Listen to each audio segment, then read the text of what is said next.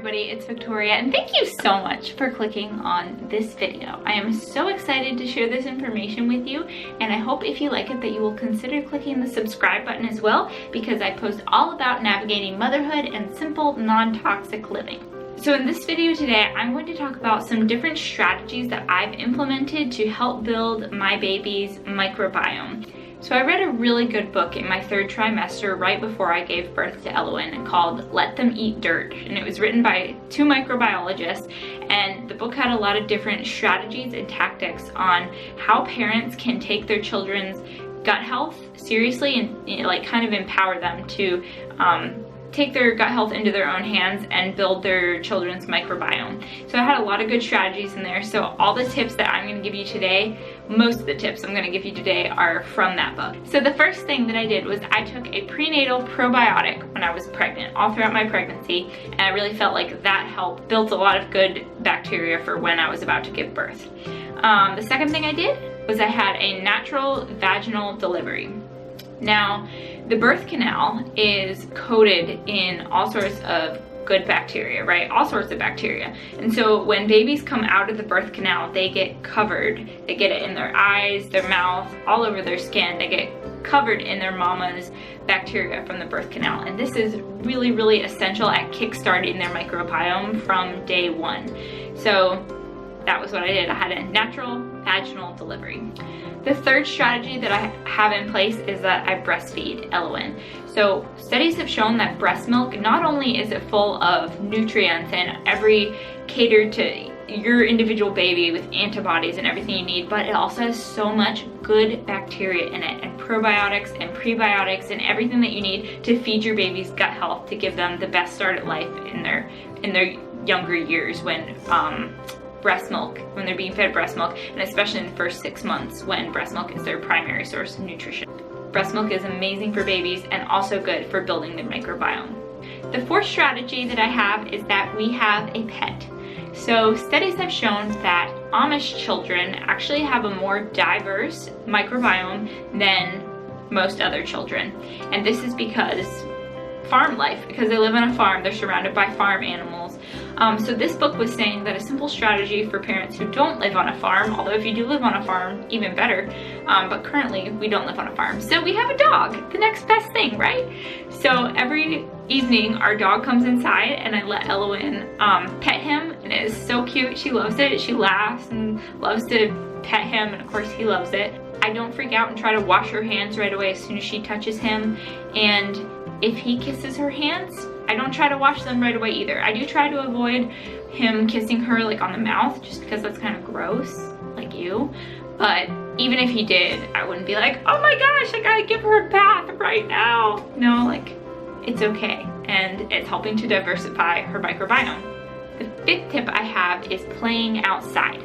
So from the time Elowen was born, from when she was a newborn, I tried to take her outside every day and let her skin see the sun. So when she was tiny newborn, I would do it in short bursts, so like no longer than 10 minutes at a time, and I do that multiple times a day. But now that she's a little bigger, we get to go outside. She gets sunshine, she gets vitamin D, but we play in the grass together. So she sits in the grass now and she pulls on the different weeds and like digs in the dirt, and it is so cute. But yeah, just letting her play in the grass and play in the dirt, that's gonna build her microbiome. Obviously I try not to let her like eat the weeds. Oh, I hear her. I try not to let her eat the weeds just because she hasn't had solids yet, but I have identified the weeds and they all would be safe to eat, and they're all actually full of nutrients too if she did eat them. Yeah, so just letting her play in the dirt and play with the grass and the weeds, and not washing her hands right away. We just try to have that outside time every day, and I think that's really good for building her gut. I'll be right back.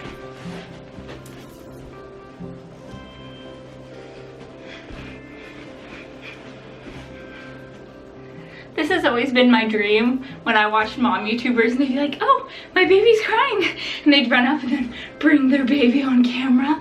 Look, now I get to do it. I'm gonna finish this video.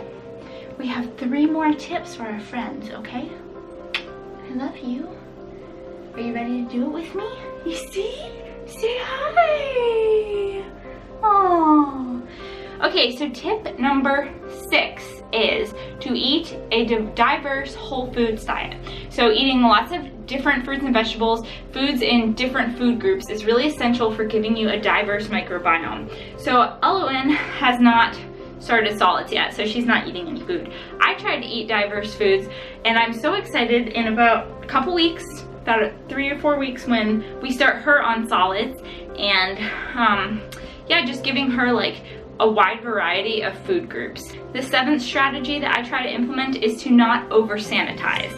Now, we live in kind of a culture, society that's afraid of germs, and rightfully so, because a lot of people aren't healthy and there are a lot of sick people. We want to wash our hands, you know, we want to be like mindful around people with germs. And I'm the same way with Elwyn. Like, I want people to wash their hands before they play with her, before they hold her. But I try not to have excessive use with hand sanitizers. So this book taught me that alcohol hand sanitizers, your typical alcohol hand sanitizers, they destroy all bacteria. They don't differentiate between good gut healthy bacteria and bad germy sick bacteria. They just kill it all. And so excessive use of them can actually be really damaging to your microbiome. So we don't use any of those alcohol hand sanitizers on Elowen, and I've really tried to cut back using them on myself as well. Okay, and then one more tip, eat fermented foods. My favorites are kombucha and sauerkraut. And I don't mean the sauerkraut that you get like in the can, the cheap one. You really either want to make it yourself or get a really good quality sauerkraut that's been fermented with all of the probiotics. And I'm actually going to start making that myself, so maybe I'll do a video on that and show you.